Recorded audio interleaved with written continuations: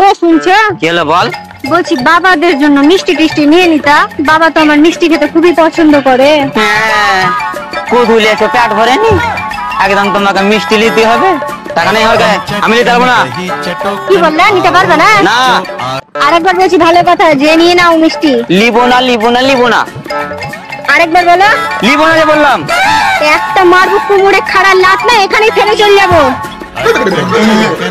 তুমি দাঁড়াও, আমি নিয়ে আসছি।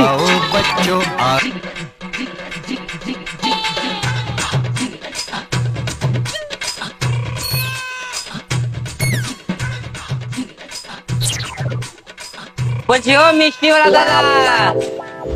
হ্যাঁ কি হলো? বলছিলাম কি মিষ্টি কত করে? 5 টাকা পিস। 5 টাকা করে, তার মানে 4টার 20 টাকা। না 2টা বাড়াতে কই। বলছিলাম দাদা 20 টাকায় 6টা দিবেন না?